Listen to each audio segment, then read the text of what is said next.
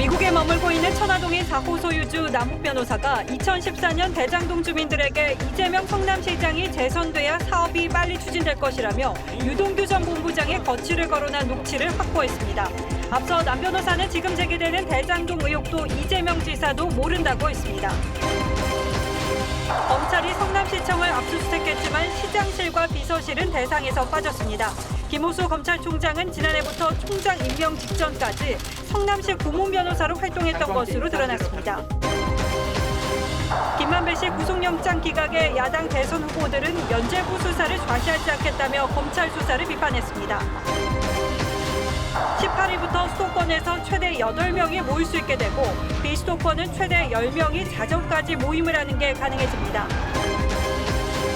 무차별 폭행을 당하는 여성을 외면한 현직 경찰 간부에 대해 내부 감찰이 시작됐습니다. 아파트를 사려는 사람보다 팔려는 사람이 많아진 것으로 나타났습니다. 집값 하락의 신호를 볼 수 있을지 취재했습니다. 이번 주말 전국 대부분 지역에 한파특보가 발효됩니다. 내일 낮 기온은 오늘보다 최대 10도 떨어질 것으로 전망됐습니다.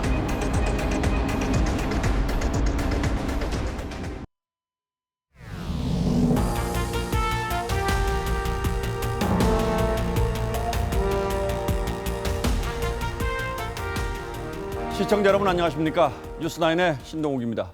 대장동 의혹의 키맨으로 미국에 머물고 있는 것으로 알려진 남욱 변호사는 최근 JTBC와의 인터뷰에서 자신의 입장을 설명한 바 있습니다. 요약하자면 자신은 돈을 벌기 위해 부동산 사업을 했을 뿐 지금 제기되고 있는 의혹 대부분은 알지 못한다는 것이었습니다. 유동규 전 본부장까지는 알지만 그 이상의 윗선도 모른다고 했습니다. 하지만 그렇지 않을 가능성을 내포하는 녹취 하나를 저희가 입수했습니다. 대장동 사업이 한창 추진되던 당시 남 변호사가 대장동 주민들에게 한 말입니다. 이 녹음에서 남 변호사는 이재명 당시 성남시장을 여러 차례 언급합니다. 이 시장이 재선되어야 사업이 빨리 추진될 것 같다고도 했습니다. 물론 전체적인 대화를 다 알지 못하기 때문에 최대한 저희 해석은 줄이고 나머지는 합리적인 의심의 수준에서 이 대화의 의미를 풀어봤습니다. 일단 녹취의 중요 부분부터 들어보시죠. 먼저 이채림 기자입니다. 2014년 4월 남욱 변호사는 성남시 대장동 원주민들을 만났습니다. 지방선거를 2달 앞둔 시점이었습니다. 2009년부터 대장동 민간 개발을 주도했다가 2015년 구속까지 됐던 남 변호사는 원주민들에게 이재명 시장이 재선해야 사업에 유리하다고 말합니다. 이재명 시장이 되면 빨리빨리 바로바로 진행이 지금 될 텐데. 당시 이 후보는 2014년 초 대장동 개발 이익으로 10km 떨어진 제1공단을 공원으로 함께 개발하는 계획을 발표한 상태였습니다. 남 변호사는 이듬해 설립된 천화동인 4호의 소유주였는데 1년 전부터 대장동이 민간 합동 사업으로 신속하게 추진될 수 있다며 원주민들을 설득한 겁니다. 이재명 시장이 되면 아주 급속도로 사업은 진행은 추진은 빨라질 것 같고요. 이재명 시장이 되는 게 훨씬 낫지 않겠나. 이재명 시장과 함께 유동규 전 본부장의 거취를 암시하는 부분도 등장합니다. 이재명 시장이 되고 유동규 본부장이 사장이 되면 본인이 사장인데 뭐 알아서 잘 알겠죠. 실제 이 후보가 재선에 성공한 뒤 유동규 전 본부장은 2014년 8월 성남도시개발공사 본부장에 취임했고 전략사업팀을 만들어 대장동 사업을 총괄했습니다. 그리고 2015년엔 남 변호사의 언급대로 사장 직무대리를 맡았습니다. 이재명 후보 측은 남욱이 이재명 당시 시장과 사업에 대한 공모를 할 위치에 전혀 있지 못한 사람이라며 녹취에 이름이 나온다는 것과 진실 여부는 다르다고 밝혔습니다. TV조선 이채림입니다. 남욱 변호사는 앞선 인터뷰에서 자신은 일개업자일 뿐이고 정치는 잘 모른다고 했습니다. 하지만 이번에 저희가 확보한 당시 대화 녹취를 들어보면 이재명 후보의 성남시장 재선 뒤 유동규 전 본부장의 거취까지 거론하고 있습니다. 남 변호사 주장과 달리 이재명 성남시장이 추진하는 대장동 개발의 핵심은 누구고 또 어떤 자리에 가게 될지도 정확하게 파악하고 있었다는 해석이 가능합니다. 유동규 전 본부장과의 관계를 대통령과 한전 직원에 비유했던 이재명 지사의 설명에도 의문이 가는 대목입니다. 이어서 김도영 기자가 보도합니다. 남욱 변호사는 유동규 전 본부장이 오면 걱정될 게 없다는 취지로 원주민들을 설득했습니다. 이 자리엔 남 변호사의 동업자이자 대장동 개발의 실제 설계자로 꼽히는 정모 회계사도 있었습니다. 그럼 끝이죠 뭐. 밑판대기 끝나는 판대기. 그리고 본인이 사장인데 뭐 알아서 잘 알겠죠 뭐. 남 변호사는 JTBC 인터뷰에서 유동규 전 본부장에게 2014년 뺨을 맞은 뒤 사이가 나빠져 연락하지 않았다고 했습니다. 하지만 남 변호사가 성남도시개발공사 사장이 물러날 거라고 예측했던 대로 유 전 본부장은 이듬해인 2015년 사장 직무대리로 취임합니다. 이 사람도 인기 없나? 지금 새로운 그 사장이 되나오게. 인기는 있는데 사임하면 그냥 형식적인 공개체입니다.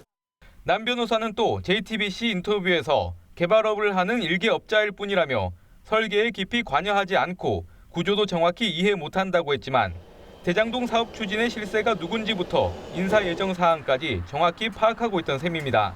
유동규 씨가 당시에 어떻게 인사가 될 수 있었을지 알 정도라면 저는 이건 경제 공동체의 범위가 어디까지냐 특검에서 반드시 밝혀내야 된다고 생각합니다. 이재명 후보 측은 녹취가 이뤄진 시기가 대장동 사업이 본격화하기 전이라며 이 후보와 연결될 부분은 없다고 밝혔습니다. TV조선 김도영입니다. 예, 막 보신 이 대화가 녹음된 시점은 2014년이었습니다. 그보다 몇 년 전으로 거슬러 올라가 보겠습니다. 최근 화천대유에 영입돼 부회장이라는 중요 직함을 받은 최윤길 전 성남시 의회 의장 기억하시죠? 최 전 의장이 지난 2011년 몇 년 동안 가지고 있던 10억 원 가까운 아파트 담보대출을 한꺼번에 갚은 사실을 저희 취재진이 확인했습니다. 이 시점을 전후에 여러 수상한 정황들이 있었고 실제로 최 전 의장은 대장동 팀으로부터 뇌물을 받은 혐의로 검찰 수사를 받기도 했습니다. 사실관계 확인을 위해서 저희가 여러 차례 최 씨와의 접촉을 시도했지만 아직 답변을 하지 않고 있습니다. 장윤정 기자의 단독 보도입니다. 최윤길 전 성남시의회 의장이 2000년부터 18년 정도 살았던 성남의 한 아파트입니다. 최 전 의장은 이 집과 토지를 담보로 2001년부터 5번에 걸쳐 8억 8천만 원을 빌렸습니다. 이후 돈을 갚지 않아 10년 가까이 근저당이 설정돼 있었지만 2011년 10월 14일 한 번에 빚을 갚았습니다. 주목할 부분은 빚을 갚은 시점. 전업 시의원인 최 전 의장은 2010년 남욱 변호사 등 초기 대장동 팀을 처음 만났는데 1년 8개월 뒤 빚을 없앤 겁니다. 이때 뭐 이제 목돈이 들어와서 다 했다고 봐야 돼. 특기부상이 하루에 다 해지한 걸로 돼 있으니까. 최 전 의장은 빚을 갚은 한 달 뒤 시의회 발언을 통해 대장동을 강제로 공공개발하면 공산주의가 아니냐며 민영개발을 주장했습니다. 최 전 의장은 빚청산 넉 달 전인 6월에는 대장동 팀에게 1억 원을 받은 뒤 돌려준 혐의로 검찰에 송치됐었습니다. 시의장 당시 성남도시개발공사 설립 조례안 통과도 주도했던 최 씨는 지난해부터 화천대유 부회장을 맡고 있습니다. 취재진은 채무정리 과정을 묻기 위해 최 전 의장에게 수차례 연락했지만 답변을 듣진 못했습니다. TV조선 장윤정입니다. 자, 이렇게 요건 유동규 전 본부장의 윗선으로 향하고 있지만 검찰 수사는 스스로 굴러들어온 정모 회계사의 녹취록에서 한 발도 나가지 못하고 있습니다. 대장동 개발이 어떻게 진행됐는지 핵심적인 서류가 있는 성남시 압수수색을 지금까지 미루고 있다가 사건 배당 20여일이 지난 오늘에서야 비로소 성남시청을 압수수색했습니다. 그나마 시장실은 압수수색하지도 않았습니다. 신경희 기자가 보도합니다. 검찰 수사관들이 성남시청 사무실에서 파란색 서류 상자를 들고 나옵니다. 어떤 것들 확보하셨는지 다시 한번 말씀해 오전 9시에 시작된 압수수색은 오후 7시까지 진행됐습니다. 대장동 개발사업 인허가 업무를 맡았던 도시균형발전과와 대장동 사업 부진의 문화재 발굴 업무를 담당했던 문화예술과 등이 압수수색 대상이었지만 시장실과 비서실은 포함되지 않았습니다. 검찰은 대장동 사업 진행 당시 직원들 사이에 오간 이메일과 전자결제 자료 등을 확보한 것으로 전해졌습니다. 검찰은 압수물 분석을 토대로 민간 사업자 선정 과정과 결재권자가 초과이익 환수 규정 관련 보고를 받았는지 여부를 파악할 방침입니다. 검찰은 유동규 전 성남도시개발공사 기획본부장 지인의 집을 압수수색해 유 전 본부장이 쓰던 것으로 추정되는 휴대전화 한 대도 확보했습니다. 지난달 29일 압수수색 당시 유 전 본부장이 자택 창밖으로 던진 뒤 경찰이 찾아낸 휴대전화 이전에 쓰던 것으로 추정됩니다. 유 전 본부장이 쓰던 휴대전화가 맞다면 대장동 의혹을 풀 핵심 증거물이 될 가능성이 높아 보입니다. TV조선 신경입니다. 그리고 이번 사건의 핵심 인물 김만배 씨의 구속영장이 기각된 걸 두고도 비판이 적지 않습니다. 검찰이 1차 조사를 마치고 돌려보냈다가 서둘러 구속영장을 청구했는데 이 자체도 이상했고 영장도 허술하기 짝이 없었다는 평가가 많았습니다. 이걸 모를 리 없는 검찰이 왜 그렇게 서둘러 영장을 청구하고 기각당하는 수모를 자청했는지 의문이 적지 않습니다. 차순우 기자가 취재했습니다. 화천대유 대주주 김만배 씨가 서울구치소를 빠져나옵니다. 김 씨는 헬멧을 쓴 남성을 따라 취재진을 피해 곧장 차량으로 달려갑니다. 법원이 구속영장 기각했는데 일단 무엇인가요? 법원이 뇌물공여와 배임, 횡령 혐의가 적용된 김 씨 구속영장에 대해 기각 결정을 내리자 곧바로 풀려난 겁니다. 문성관 영장전담 부장판사는 피의자의 방어권을 보장할 필요성이 큰 반면 구속 필요성은 충분히 소명됐다고 보기 어렵다고 했습니다. 11일 김 씨를 소환해 1차 조사를 벌인 검찰은 2차 소환 일정을 잡는 대신 귀가 직후 구속영장을 청구했습니다. 제기된 혐의를 모두 부인한 김 씨를 상대로 추가 진술 조사가 무의미하다고 판단한 것으로 보입니다. 하지만 이런 결정이 영장 기각의 빌미가 됐다는 분석도 나옵니다. 김 씨 측은 영장 심사에서 소환 조사 당시 정모회계사가 검찰에 제출한 녹취록을 듣지 못했다며 증거 능력에 이의를 제기했습니다. 녹취록 내용에만 크게 의존한 검찰이 수사의 기본인 수표 추적 등도 제대로 하지 않았다는 지적도 나왔습니다. TV조선 차순우입니다. 이렇게 검찰의 수사 의지가 의심을 받으면서 불똥이 김효수 검찰총장에게 튀었습니다. 야당은 김 총장이 총장이 되기 전 성남시 고문 변호사를 맡고 있었다며 수사에서 손을 떼라고 주장했습니다. 이채현 기자가 보도하겠습니다. 김호수 검찰총장이 총장 임명 직전인 5월까지 성남시 고문 변호사로 활동한 것으로 확인됐습니다. 김 총장이 고문 변호사를 맡은 건 지난해 12월. 변호사 10여 명과 함께 활동했습니다. 지난해 김 총장이 일하던 법무법인은 성남시 공사대금 소송의 변호를 맡아 수임료 1,308만 원을 받기도 했습니다. 야당은 대장동 수사를 하는 검찰이 성남시 압수수색에 늑장을 부린 게 김 총장의 이런 이력 때문이 아니냐며 따졌습니다. 까마귀 날자 배 떨어지는 격으로 김호수 나오자 압수수색입니까? 김 총장이 이해충돌 신고 의무를 어겼다고도 지적했습니다. 검사 윤리강령엔 사건 관계인이나 변호인으로 활동한 전력이 있을 때는 사건을 회피해야 한다고 규정돼 있는데 이를 어겼다는 겁니다. 김호수 총장은 지금 당장 이 사건 수사 지휘권에서 손을 떼고 스스로 회피를 해야 마땅합니다. 김 총장은 이에 대해 성남시 고문 변호사 근무는 지역 봉사 차원으로 대장동 사건과는 일체 관련이 없다며 신속하고 철저한 수사를 지휘했다고 해명했습니다. TV조선 이채연입니다. 예, 이번 대장동 의혹 수사는 여당의 대선 주자가 걸려있다는 사실만으로도 검찰이나 경찰이 의지를 의심받을 수밖에 없습니다. 자칫하면 부실 수사니 늑장 수사니 하는 비판을 받을 수밖에 없는 구조죠. 그래서 의심을 받지 않으려면 더 열심히 해야 하는데 지금 진행되는 상황을 보면 그 반대인 것 같습니다. 이런 의심이 얼마나 정당한지 검찰을 취재하는 주원진 기자에게 물어보겠습니다. 자, 주 기자, 검찰 올해 출입했죠? 네, 그렇습니다. 자, 일단 김만배 씨 영장 기각된 게 예견된 것이다 이런 얘기가 나오는데 그건 왜 그렇습니까?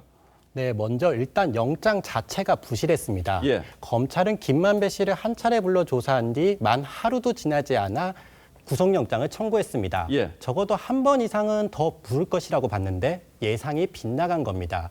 그래서 검찰이 영장 청구를 서두러 한 것은 혐의 입증에 자신이 있는 것이다.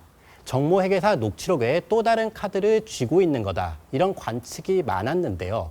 막상 들고 있던 펜은 별게 없던 걸로 드러났습니다. 자, 그러니까 기자들 보기에도 뭔가 있을 줄 알았는데 아무것도 없었다 이거죠. 자, 좀 더 구체적으로 법원은 뭘 문제 삼았습니까? 네, 검찰은 김만배 씨의 구속영장에서 배임죄를 설명하면서 예. 피해 액수를 액수 미상, 즉 얼마인지 알 수 없다고 적었습니다. 배임과 관련해 성남시청이나 시의회 관련 혐의점도 적시하지 못했습니다. 예. 결국 대장동 의혹의 중요축으로 볼 수 있는 성남시 등에 대한 수사 없이 격가지 혐의 사실로 영장을 청구한 겁니다.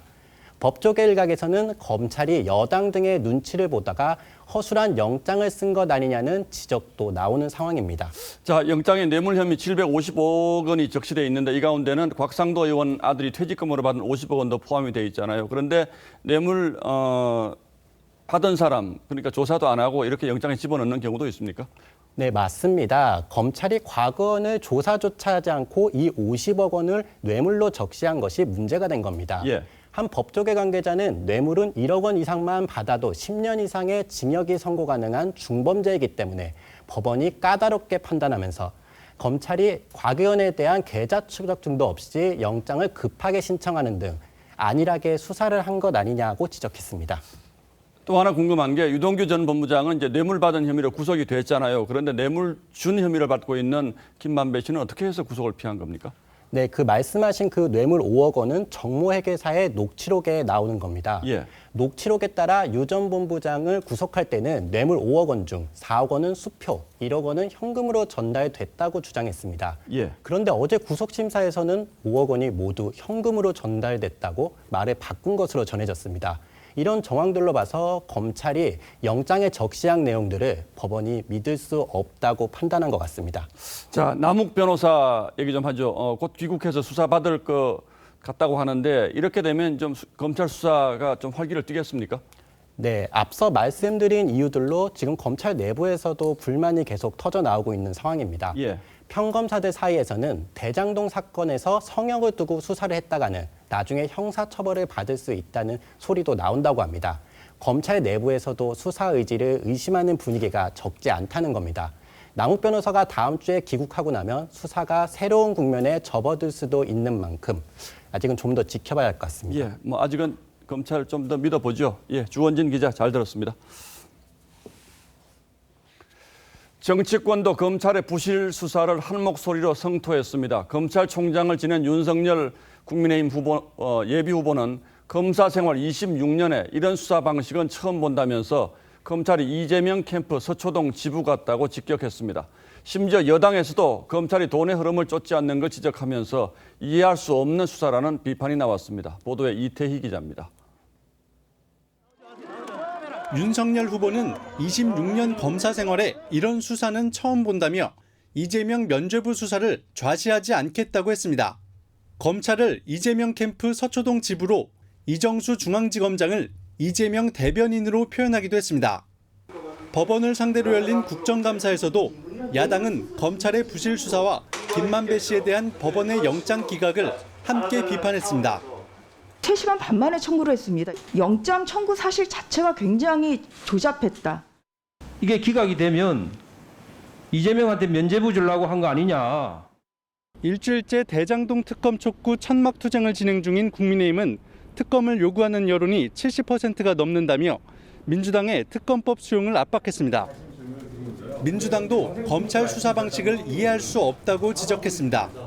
돈의 흐름을 쫓아가는 수사를 해야 되는데 이게 녹취록에 근거해가지고 수사를 했는지 저는 이해를 할 수가 없고요.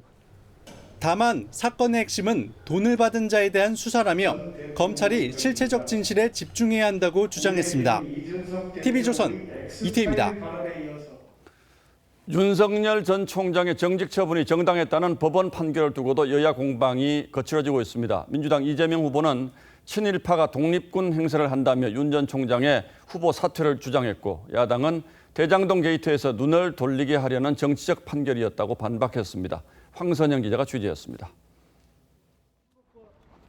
이재명 후보는 윤석열 후보의 징계 취소 소송 1심 패소를 언급하며 피해자 코스프레로 문재인 정부에 저항하는 이미지를 만들어 출마 명분으로 축적했다며 친일파가 독립군 행세를 하는 것이라고 주장했습니다.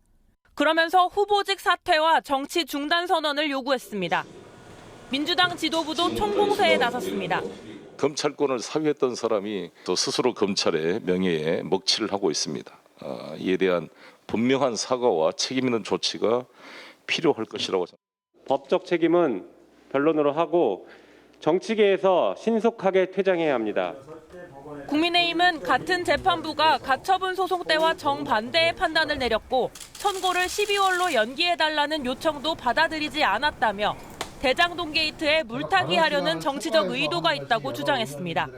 경선 과정에 딱 한복판에 이런 판결을 내렸어요. 여기에 정치적 의도가 있다. 기본적 사실관계 동일인데 해석을 하는 건데 이렇게 상반되는 해석이 나온다는 건 좀 굉장히 이례적이고. 윤 후보 측은 1심 판결로 후보를 사퇴해야 한다는 논리라면 이재명 후보는 선거법 위반 2심에서 유죄 판결을 받았을 당시 지사직을 내려놓았어야 한다고 맞받았습니다. TV조선 황선영입니다. 다음 주부터 사적 모임 인원 제한이 완화됩니다. 이 수도권은 최대 8명이 10시까지 식당 등에서 자리할 수 있고 비수도권은 10명이서 자정까지 가능하게 됩니다. 무관중으로 진행되던 수도권의 스포츠 경기에도 백신 패스가 적용돼서 관중 입장이 허용됩니다. 먼저 정은혜 기자 보도 보시고 위드 코로나 일정도 자세히 전하겠습니다. 이번 거리두기 조정안은 시험 방역 성격입니다. 우선 사적 모임은 시간, 장소 구분 없이 수도권은 접종 완료자 4명을 포함해 8명, 비수도권은 10명까지 확대됩니다. 사적 모임 조치와 그 안에서의 미접종자, 접종자 구분, 수도권 조치는 모든 시설과 모든 경우에 동일하게 적용되며 결혼식 하객은 접종 완료자를 포함해 최대 250명까지 참석할 수 있고 스포츠 경기는 실내 20%, 실외 30%까지 관중 입장이 허용돼 잠실 야구장엔 7,500명까지 입장이 가능해졌습니다. 백신 패스가 적용되는 셈입니다. 감염의 위험성은 줄이면서도 일상 회복에는 한 발 더 다가가고자 합니다. 비수도권의 식당 카페는 밤 12시까지로 영업시간이 2시간 늘어납니다. 단 확진자의 80% 이상이 집중된 수도권의 경우 독서실과 스터디 카페 등을 제외하고 나머지 시설의 영업시간은 기존처럼 밤 10시를 유지합니다. 10시까지가 시간이 그대로인 거는 좀 많이 아쉬운 것 같아가지고요. 2주 동안을 기다리고 있었는데 수도권의 종교시설은 99명 상한제가 사라져 20%까지 참석할 수 있고 숙박시설은 전 지역에서 운영 제한이 해제됩니다. TV조선 정은혜입니다. 이번 거리두기가 3주가 아닌 2주인 배경에는 이 정부가 위드 코로나 전환을 다음 달 초부터 적용하겠다는 계산이 깔려 있습니다. 이 접종 완료율이 다음 주면은 목표치인 70%를 달성할 것으로 보이기 때문인데요. 다만 수능을 코앞에 둔 수험생들 사이에서는 방역 전환을 늦춰달라는 요구도 나옵니다. 서영일 기자입니다. 수능을 한 달여 앞두고 막바지 공부에 힘을 쏟는 수험생들. 시험일이 다가올수록 확진자가 늘어날까 염려가 됩니다. 좀 불안하고 또 아직도 많은데 이걸 풀면 더 심해질 것 같아서. 작년처럼 수능을 앞두고 4차 유행이 커져 대학별 고사 등에서 확진자가 피해를 입을까 걱정하는 목소리도 있습니다. 방역 전환 시기를 수능 뒤로 미뤄달란 청원도 올라왔습니다. 모든 대학교 과정이 논술 시험도 있고 면접도 있고 실기도 있잖아요. 정부는 위드 코로나 전환 시점을 11월 첫 주로 예상한다고 밝혔습니다. 11월 둘째 주쯤이던 전망에서 더 빨라진 겁니다. 2주간 상황을 잘 지켜보면서 큰 문제가 없게 되면 전환을 할 수가 있습니다. 국내 발생이 3주째 감소세고 접종 완료율 70% 달성도 다음 주 후반이면 가능해질 것으로 전망되기 때문입니다. 13일 출범한 일상회복지원위원회는 오늘 첫 방역분과 회의를 열고 방역체계 전환 방안을 논의했습니다. 다만 방역당국은 예방접종률이 85%에 이른다 해도 당장 마스크 착용 조치를 해제하기는 어렵다고 확인했습니다. TV조선 서영일입니다. 아직 10월인데 아침 저녁으로는 찬 기온이 다르죠. 내일은 낮 기온이 오늘보다 최대 10도 떨어지면서 본격 추위가 시작될 전망입니다. 일요일 아침에는 일부 지역이 영하권까지 기온이 내려가서 한파특보가 발효될 것으로 예상됩니다. 안윤경 기자입니다. 사람들이 공원에 나와 따스한 햇살을 즐깁니다. 며칠 전까지 반팔을 입었는데 이젠 외투를 준비한 사람이 더 많습니다. 예전에는 반팔 입고 나왔는데 지금은 긴팔을 입고 나오게 되더라고요. 한낮 기온은 일부 지역에서 25도까지 올랐지만 내일부터는 전국적으로 기온이 크게 떨어져 추운 주말이 예상됩니다. 내일 아침 기온은 오늘보다 2에서 5도, 낮 기온은 4에서 10도 낮아질 전망입니다. 모레는 기온이 크게 떨어져 아침 최저 기온이 영하권인 곳도 있겠습니다. 찬 대륙 고기압이 우리나라까지 확장하며 토요일 오후부터 기온이 급격히 내려가 일요일은 전날 대비 기온이 10도 이상 뚝 떨어지며 일요일은 전국 곳곳에 한파특보가 발효돼 내륙과 산지는 설이나 얼음이 관측될 걸로 보입니다. 여름 옷이랑 다 정리하고 다시 패딩이랑 겨울옷으로 준비를 했습니다. 겨울나게 준비했어요. 모레 서울 아침 기온이 1도를 기록하면 지금까지 측정된 10월 중순 아침 최저 기온 중 역대 9번째로 낮은 수치입니다. TV조선 안윤경입니다.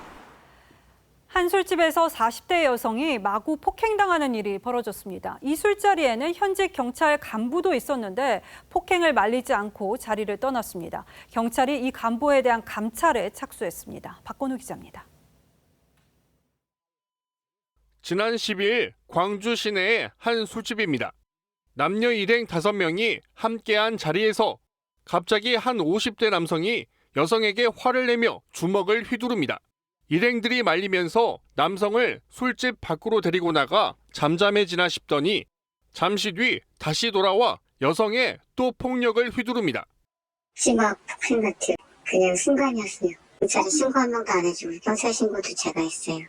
피해 여성은 경찰이 현장에 도착할 때까지 3차례나 무차별 폭행에 그대로 노출돼 전치 2주의 부상을 입었습니다.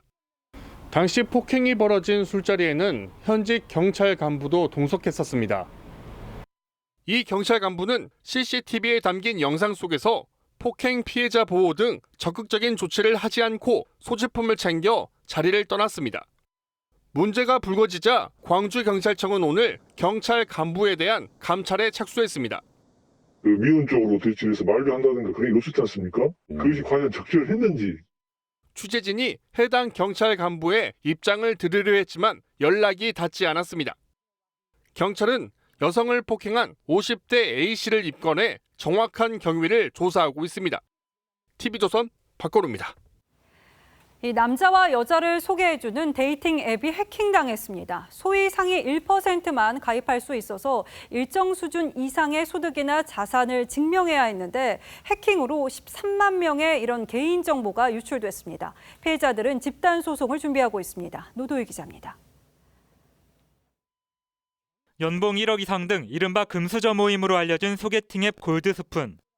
A씨는 3년 전 이 앱에 가입해 이성을 소개받기 시작했습니다. 이 앱은 연봉과 계좌 잔고 등 개인 자산을 단계별로 많이 공개할수록 더 좋은 등급을 얻고 더 다양하고 많은 이성 상대를 소개받을 수 있도록 돼 있는데 A씨도 이에 따라 각종 개인 정보를 공개했습니다. 초고액 자산 배지를 단 다음부터 좀 더 반응이 좋았던 것 같고 다른 사람들보다는 내 프로필이 나아야 더 어필할 수 있겠다는. 이처럼 다양한 신상을 공개하며 가입한 회원은 13만 명. 그런데 지난달 말 앱이 해킹당해 가입자들이 불안에 떨고 있습니다. 피싱 문자라 스팸 문자라든가 이런 쪽으로 광고 전화 같은 것들이 되게 많이 오고 있어요. 외모와 만난 상대, 사적인 대화 내용 등 민감한 개인 정보까지 유출돼 협박에 쓰일 수 있다는 우려도 나옵니다. 직장이 만약에 고도의 윤리성을 요하는 직장이다. 민원을 제기해가지고 당신 파면 처리하겠다. 이런 식으로 협박하면서 피해자들은 앱 운영사를 상대로 집단 소송을 준비 중입니다. 경찰은 지난달 업체로부터 사건을 접수받고 수사에 착수했습니다. TV조선 노도일입니다. 거칠 것 없이 치솟던 서울 아파트값이 최근 상승폭도 줄고 매수 심리도 한풀 꺾이고 있습니다. 하지만 집값 전체로는 상승세가 여전합니다. 과연 주택가격 하락의 신호로 볼 수 있을지 이뮤진 기자가 취재했습니다. 서울 마포구의 한 아파트 단지. 전용 112제곱미터형이 최근 11억 7천만 원에 팔렸습니다. 직전 거래보다 1억 9천만 원 떨어졌습니다. 좀 들쑥날쑥하는데 전반적인 분위기는 소강 상태 맞습니다. 매물도 별로 없고 문의도 별로 없고. 이번 주 서울 아파트값 상승률은 0.17%. 7주째 오름폭이 줄었습니다. 매수 심리도 주춤하고 있습니다. 서울 아파트 매매 수급 지수는 101.9로 5주 연속 하락세. 서울 5개 권역 모두 떨어졌습니다. 금리가 오르고 대출이 축소되는 여파로 해석됩니다. 하지만 집값 하락기에 접어들었다고 보긴 어렵다는 분석이 지배적입니다. 그간 집값이 워낙 가파르게 오른 데다가 거래가 줄면서 나타난 일시적 현상이라는 겁니다. 실제로 지난달 서울의 아파트와 단독 연립주택을 모두 포함한 주택 매매가는 5개월 연속 상승폭을 키웠습니다. 또 일부 지역에서는 여전히 거래만 되면 신고가를 쓰고 있습니다. 고점에 대한 피로감 같은 게 있을 거예요. 그리고 이제 수급 요인에서 봤을 때 당장 물량이 나올 가능성은 거의 없고, 한국은행은 미국, 영국 등과 비교해 우리나라의 집값 상승과 가계부채 증가 속도는 너무 빠르다는 진단을 내놨습니다. TV조선 임유진입니다. 금융당국이 전세대출의 문을 다시 풀기로 하면서 벼랑 끝에 몰렸던 전세 실수요자들은 숨통이 트이게 됐죠. 다만 정부가 내년쯤에 다시 대출 옥죄기에 나설 가능성은 충분한 만큼 가수요자들이 전세값과 집값을 다시 끌어올릴 거라는 우려도 나옵니다. 김혜나 기자가 보도합니다. 연말까지 전세대출을 가계대출 총량에서 제외하기로 한 금융당국 방침에 전세대출 증가로 인해서 6%대 이상으로 증가하더라도 용인하려고 합니다. 시중은행도 중단했던 전세자금 대출을 재개하기로 했습니다. 지난 8월 먼저 전세자금 대출을 중단한 NH농협은행을 비롯해 전세대출 관리에 들어갔던 시중은행들이 빗장을 푸는 겁니다. 당장 전세자금이 부족했던 실수요자들은 한숨을 돌렸다는 반응입니다. 이사를 가는데 좀 어려움이 있다고 생각했어요. 다행이라고 생각하긴 하는데 이게 또 언제 또 바뀔지 모르고. 하지만 내년이면 대출이 다시 막힐 가능성에 가수요 급등의 우려도 나옵니다.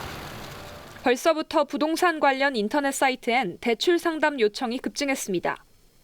전세 대출이 무분별하게 늘어나면 전세값을 다시 자극하고 결국 매매가 상승까지 촉발시킬 거란 지적도 나옵니다. 전세 자금을 통해서 우회하는 자금 유입이 계속해서 이루어질 가능성은 오히려 높아졌다고. 금융당국의 오락가락 행보가 시장 혼란을 키웠다는 비판의 목소리가 커지고 있습니다. TV조선 김연아입니다. 올 하반기에는 나아질 것으로 기대했던 반도체 수급난이 풀릴 기미가 안 보입니다. 반도체 공급이 줄어들 때마다 생산 지연이 반복되다 보니까 반도체 의존도를 줄이기 위해서 자동차 업체들은 자체 개발로 눈을 돌리고 있습니다. 오현주 기자입니다. 지난 7월 출시된 기아의 하이브리드 SUV 차량. 지금 주문해도 출고까지 1년 가까이 기다려야 합니다. 11개월 정도 걸리세요. 11개월이요? 생산을 좀 못하고 계약은 계속 들어오고 인도는 못 해드리고 하니까 계속 적체가 되는 거예요. 다른 차량들도 반도체 공급난으로 생산이 지연되기 일쑤입니다. 상황이 이렇다 보니 현대차 글로벌 최고 운영 책임자는 그룹 내에서 자체 칩을 개발할 수 있기를 원한다며 자체 개발 의지를 밝혔습니다. 수조 원이 드는 생산 시설을 당장 지을 수는 없지만 자사 차량에 최적화된 반도체를 직접 설계하겠다는 겁니다. 앞서 현대모비스는 현대오트론 반도체 부문을 인수해 차량용 반도체 개발에 나섰습니다. 그런 설계를 해서 자기 제품을 확보를 못하면 결국 또 범용 제품을 사야 되고 그러면 또 수급 현상이 또 더 심해지죠. 글로벌 완성차 업체들 역시 반도체 자체 개발에 한창입니다. 테슬라는 이미 자체 설계한 칩을 탑재하고 있고 도요타도 최근 반도체 전문 기업에 지분을 투자하고 부품업체와 반도체 합작법인을 만들기도 했습니다. 내연기관보다 10배의 반도체가 필요한 전기차 시대를 앞두고 자동차 업체의 반도체 기술 확보 경쟁이 더 치열해질 전망입니다. TV조선 오현주입니다. 다시 정치권 소식입니다. 민주당 대선 후보로 확정된 이재명 후보가 의원 총회에 참석해 원팀 기조를 만들기 위해 공을 들였습니다. 그간 감정의 골이 깊어졌던 이낙연 전 대표와 통화한 사실을 공개하고 자신의 구속까지 언급했던 30 의원을 껴안는 장면까지 연출했습니다. 하지만 어제 맺힌 게 있다고 했던 이 전 대표는 선대위원장을 맡을지에 대해 여전히 침묵하고 있고 지지자들의 반발도 사그라들지 않고 있어서 민주당의 원팀은 아직 시기상조로 보입니다. 윤수영 기자가 취재했습니다. 박수를 받으며 입장한 이재명 후보가 송영길 대표에게 받은 꽃다발을 들어올립니다. 대선 후보로서 처음 참석한 의원총회지만 초점은 당내 갈등 봉합이었습니다. 이 후보는 이낙연 전 대표와의 통화 사실을 공개하며 단합을 강조했습니다. 격려 말씀도 들었고 이낙연 후보님의 그 품격과 그 품넓음에 진심으로 감동했습니다. 자신의 구속 가능성까지 거론했던 이낙연 캠프 선대위원장 출신 서른 의원을 껴안기도 했습니다. 이 전 대표 지지자들을 일베에 비유했던 송영길 대표도 공식 사과했습니다. 부적절한 비유와 표현이 있었습니다. 심려를 끼쳐드린 점, 또 상처를 받으신 분들에게 깊은 사과의 말씀을. 하지만 이 전 대표는 자신에게 표를 몰아준 3차 선거인단에 대한 감사의 글만 SNS에 올렸습니다. 이낙연 캠프 정운현 공보단장은 입으론 원팀 운운하지만 송영길, 현근택, 황교익 이런 자들 앞세워놓고 그게 가능하겠냐고 직격했습니다. 당원 게시판엔 한 번 내뱉은 말은 주워 담을 수 없다며 송 대표의 사퇴를 요구하는 글이 빗발쳤습니다. TV조선 윤수영입니다. 그런가 하면 국민의힘에선 윤석열 후보의 당 해체 발언을 둘러싼 공방이 뜨겁습니다. 버르장머리라는 표현까지 쓰며 비판했던 홍준표 후보 측은 오늘도 망언이라며 비판 수위를 높였는데 정작 자신이 과거에 당 해체를 언급한 사실이 공개되면서 역공을 받기도 했습니다. 홍준표 후보의 상승세가 이어지면서 윤석열, 홍준표 두 후보 간의 신경전은 갈수록 치열해지고 있습니다. 국민의힘 상황은 홍현주 기자가 전하겠습니다. 조국 수사를 극찬했다가 과한 수사였다고 말을 바꾼 홍준표 후보를 지적하는 과정에서 당 해체를 언급한 윤석열 후보에 대해 홍 후보 측은 망언이라고 연이틀 날을 세웠습니다. 굉장히 이건 아주 거만하다. 실언이라기보다는 이거는 망언에 가깝지 않습니까? 하지만 홍 후보 역시 지난해 무소속으로 당선된 직후 김종인 비대위원장 내정에 반발하며 당 해체를 주장했었습니다. 그런 자생력 없는 당이라면 당을 해체해서 다시 마음 맞는 사람끼리 모이든지 해야 돼. 윤 후보 측은 홍 후보가 비판할 자격이 있느냐고 되물었습니다. 이렇게 발끈하셔도 되는 분들인가 모르겠습니다. 모두 과거에 다 한 번씩은 당 해체하자는 주장을 하셨거든요. 이런 가운데 김종인 전 위원장은 홍 후보의 지지세가 얼마나 지속될지 모르겠다면서 이재명 후보의 상대는 윤 후보가 될 것이라고 했습니다. 윤석열이가 제일 거꾸로 운상될 거예요. 윤석열이가 돼야만이 무슨 새로움을 시작할 수 있지 않겠느냐. 그러면서 투표권도 없는데 영향력이 있겠냐는 홍 후보의 발언에 대해 책임당원으로 2차 예비 경선에 투표를 했고 자신이 뽑은 사람이 될 것이라고 했습니다. TV조선 홍현주입니다. 멸종 위기종인 수달가족 2마리가 세종시 도심 하천에서 발견됐습니다. 금강과 이어지는 지류인데요. 단순히 수달의 이동 경로가 아니라 서식지인 것으로 파악돼서 반가움을 더했습니다. 김다로 기자입니다. 수달 한 마리가 모래톱에 올라옵니다. 이리저리 냄새를 맡으며 분주히 먹이를 찾습니다. 또 다른 곳에서는 가족으로 보이는 수달 2마리도 카메라에 포착됐습니다.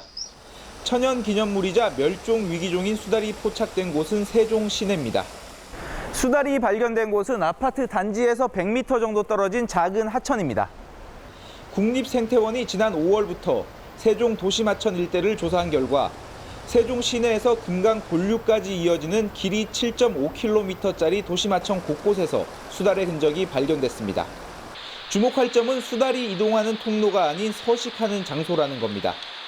국립생태원은 15년 전쯤 세종시 개발 당시 파헤쳐진 하천이 빠르게 생태계를 회복한 것으로 보고 있습니다. 최근에 배설한 것도 있고 수개월 전에 굉장히 오래전에 배설한 것도 서식지로 명확하게 볼 수가 있는 것입니다. 시민들도 이웃이 된 수달 가족을 반깁니다. 수달이 발견됐다는 얘기를 듣고 그래도 이런 동물들이 우리 곁을 떠나지 않았구나. 반갑고 그 수달 가족들이 우리 곁에서 오랫동안 같이 있었. 환경부와 세종시는 로드킬 방지 안내판을 부착하는 등 수달 보호 방안을 마련할 계획입니다. TV조선 김다로입니다. 이 미술 작품을 구경하고 구매도 할 수 있는 국내 최대 미술축제 키아퍼에서 하루 매출액이 역대 최대인 350억 원으로 기록됐습니다. 미술 작품 투자 열풍이 반영됐다는 분석입니다. 임서인 기자입니다. 2년 만에 대면 행사로 개최된 국내 최대 미술 장터 키아프. 10개국 170개 갤러리가 참여했는데 관람객들로 북적입니다. 갤러리가 여기저기 있으니까 방문을 다 해야 되는데 여기 오면 한 공간에서 다 볼 수 있어서 요즘 트렌드의 그림이 뭔지 알 수도 있고. 에드 미뇰리티, 도나 후앙카 등의 작품을 내건 독일의 페레스 프로젝트와 일본 인기 팝아티스트 무라카미 다카시의 그림을 들고 나온 프랑스 갤러리 페로탱은 완판을 향해 달리고 있습니다. MZ세대의 취향으로 채워진 갤러리 스탠에도 판매 완료를 뜻하는 빨간 딱지가 줄줄이 붙었습니다. 사전 관람에는 BTS 뷔, 이병헌, 이민정 부부 등 수많은 연예인들이 방문해 눈길을 끌었습니다.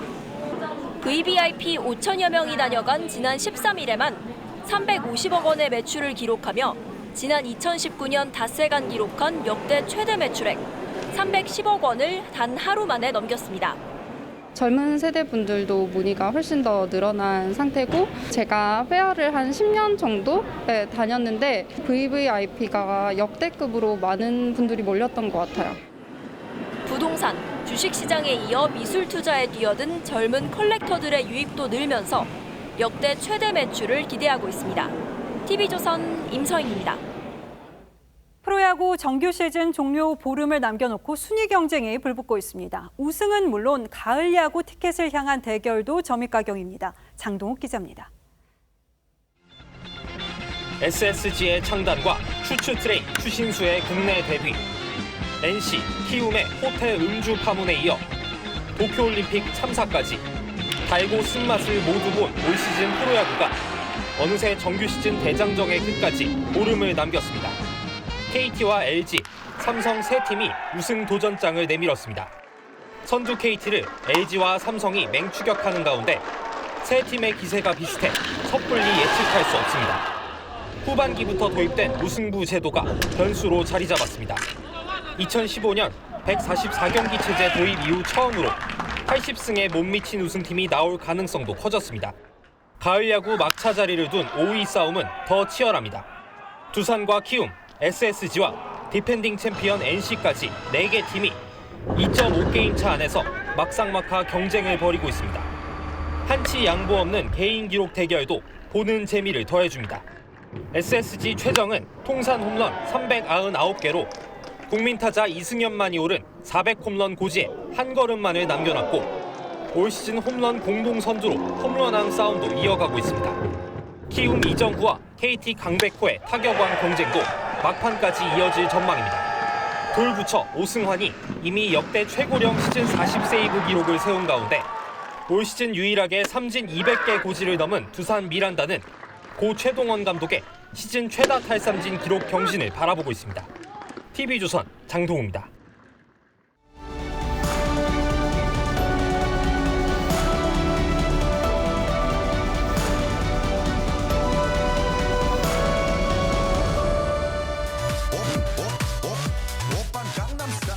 세계를 뒤흔든 싸이의 이 말춤처럼 단순의 시선을 사로잡는 인상적인 안무를 포인트 춤이라고 합니다. 이렇게 팔짱 끼고 건방지게 추는 시건방 춤도 성공적인 포인트 춤이었죠. 더 올라가면 기역 이연 춤과 함께 앉지도 서지도 않고 어정쩡하게 추는 엉거주춤이 유명했습니다. 그렇듯 엉거주춤 엉덩이를 뒤로 빼야 이기는 게임이 줄다리기입니다. 악착같이 뒤로 물러서려고 버티는 줄다리기의 역사를 시인이 갈파했습니다. 힘이 강한 이가 힘을 쓴 만큼 그들은 뒤로 물러갑니다. 물러가고서도 이겼다고 좋아하지만. 엉거주춤, 우물쭈물 대충 넘어가는 모양새 얼음을 뜻하는 한자 빙자로 바꾼 구한말의 신조어가 빙빙이죠. 그렇게 탄생한 사자성어 빙빙과거는 얼음 지나간다는 뜻입니다. 거꾸로 흐지부지는 한자어가 우리말이 된 경우입니다. 남을 꺼려 몰래 얼버무려 넘긴다는 휘지비지가 바뀐 겁니다. 대장동 의혹의 핵심 인물 김만배 씨에 대해 검찰이 청구한 구속영장이 기각됐습니다. 구속할 필요성이 충분히 소명되지 않았다는 기각 사유는 곧 영장이 허술했다는 뜻입니다. 수표나 계좌 추적 같은 기본 수사도 소홀히 한 채 녹취 파일에만 의존했다가 창피를 당한 겁니다. 대통령 지시가 떨어지자 부랴부랴 흐둥지둥 영장부터 들이밀었다는 비판을 들어도 할 말이 없게 됐습니다. 검찰은 본격적인 대장동 보도가 시작되고 보름 만에야 전담 수사팀을 꾸렸습니다. 일주일 넘도록 못 찾았다던 유동규 씨의 휴대전화를 경찰이 당일에 찾아내는 망신도 당했습니다. 채널A 사건 때 휴대전화를 압수하려고 몸을 던져 덮쳤던 그 기계는 다 어디로 갔습니까? 검찰은 유 씨와 김 씨에게 배임 혐의를 적용했으면서도 정작 배임 공범이 될 수 있는 성남 씨에 대해서는 강제 수사를 머뭇거렸습니다. 그러다 수사가 시작된 지 20일이 지난 오늘에서야 압수수색에 나섰습니다. 전광석화 같았던 과거 검찰 수사 사례를 돌아볼 필요도 없이 뒷북도 이런 뒷북이 없습니다. 수사 책임자인 중앙지검장이 법무장관의 후배이고 전담수사팀장은 윤석열 전 총장 징계 실무를 맡았던 사람이라는 사실에 자꾸 눈이 갈 수밖에 없습니다. 공수처가 고발 사주 의혹과 관련해 나흘 만에 압수수색을 하고 윤 전 총장을 피의자로 입건하면서 했던 말이 있습니다. 국민적 관심이 높고 정치권과 언론도 신속하게 하라고 해서 서둘렀다는 거였습니다. 과거 조국 전 장관 수사도 마찬가지였죠. 그런데 이번 대장동 의혹은 국민적 관심이 그만 못합니까? 아니면 언론의 질책이 그만 못합니까? 더구나 유권자들의 선택이 하루하루 다가오는 이 중차대한 시점에서 검찰이 계속 이런 모습을 보인다면 검찰 개혁의 명분이 하나 더 추가될 수밖에 없을 겁니다. 10월 15일 앵커의 시선은 뭐가 그리 두렵습니까? 였습니다.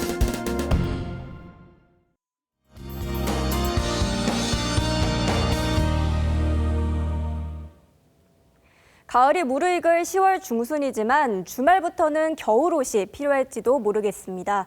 북서쪽에서 찬바람이 강하게 밀려오면서 날이 급격히 추워지겠습니다. 특히 일요일에는 서울의 아침 기온이 1도까지 떨어지겠는데요. 오늘 낮과 비교했을 때 20도나 더 낮겠습니다. 곳곳에는 한파특보가 내려지겠고요. 바람도 강하게 불어 체감 추위가 상당하겠습니다. 당장 내일부터 바람이 강해지겠는데요. 서해안과 제주 지역에는 강풍특보가 내려지겠습니다. 바다 날씨 또한 좋지 않겠습니다. 파고가 전해상에서 거세게 일겠는데요. 해안가 안전사고에 유의하셔야겠습니다. 주말 동안 하늘만큼은 대체로 맑겠습니다. 내일 오전까지 곳곳에 비가 내린 뒤 오후부터는 맑아지겠습니다. 다음 주에도 아침 기온은 한 자릿수를 유지하면서 다소 추운 날씨가 이어지겠습니다. 날씨였습니다. 10월 15일 금요일 뉴스9은 여기서 모두 마치겠습니다. 시청해주신 여러분 고맙습니다.